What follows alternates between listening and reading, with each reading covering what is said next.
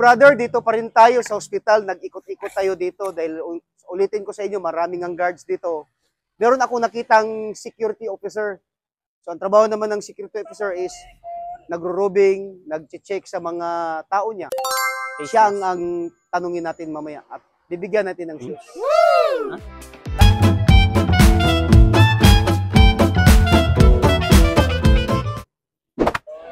Security officer? Yes po, sir.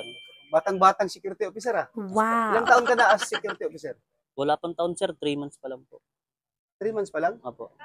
First, ano ka to, sir? First assignment? Assignment po, parang. 3 months ka palang experience as ISO? Opo. Ano, mahirap ang mga guard? May pasaway, di man maiiwasan, may pasaway. Stop! Stop!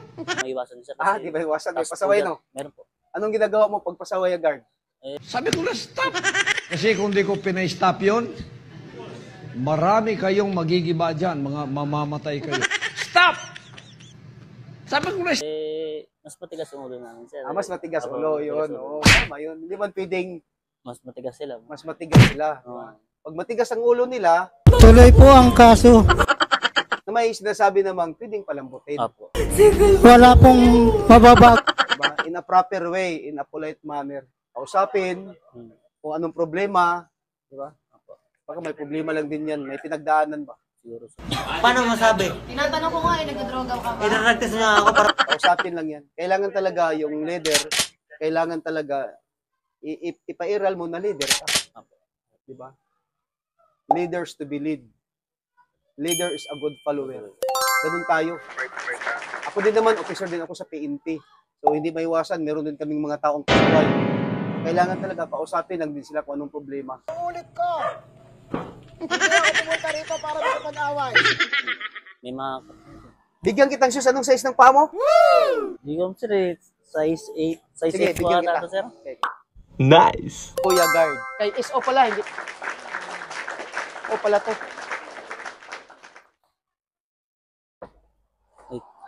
Itong Victus, ito yung mga bago ngayon. Ang gumagamit dito, lahat na. Philippine National Police, Armed Forces of the Philippines, Bureau of Jail Management and Penology, Bureau of Fire Protection, ginagamit na to. Maganda siya na shoes, eh. Matibay. Tingnan mo. Matibay siya. Hindi siya nag-stretch, hindi siya nagdilinya. Diba? Tanong ako, ISO.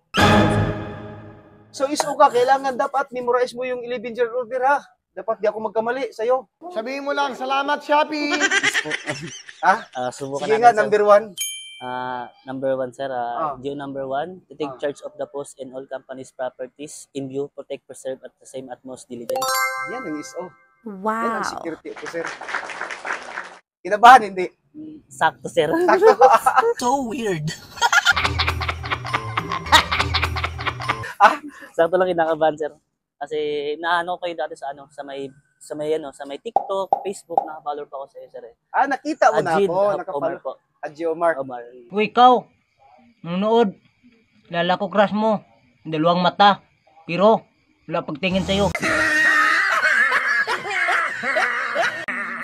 Bali, may idea ka na pala. Kadalasan ng mga namin, sir, mga detachment, pinapuntahan niya po, tapos mga security guard na minsan mga walang sapatos po, mga masira na yung mga... Hindi na ako magtanong siya ng 11GO dahil alam kong masagot mo. Nice! Tanungin mo na lang ako, ilan asawa ko. Mga sundalo, tunga sa bukid, ihawag manok, iyuton pata. At sige lang, kay lami man. Dahil bilang isang Muslim, kasi pag mga Muslim, daming asawa yan, daming asawa. Ilan asawa ko? No. Lima, sir? 5? 5. Bravo. Sabi ka naman, 5. Hanggang 4 lang kami, pero isa lang asawa ko. Ikaw, ipakulog mo naman ako. Sige na, di na tayo magtagal. Magpasalamat ka na lang. Baka bupunta pa tayo sa iba. Pasalamat ka ng shoes. Sige po, Sir Major Hagid Omar. Salamat din sa binigay sa akin sa pasos. Pwede ko ito magamit sa trabaho. Salamat po. Thank you. So, sa nag-sponsor ng shoes, maraming salamat kay Mr. Jason Alito from Dasmariñas, Cavite.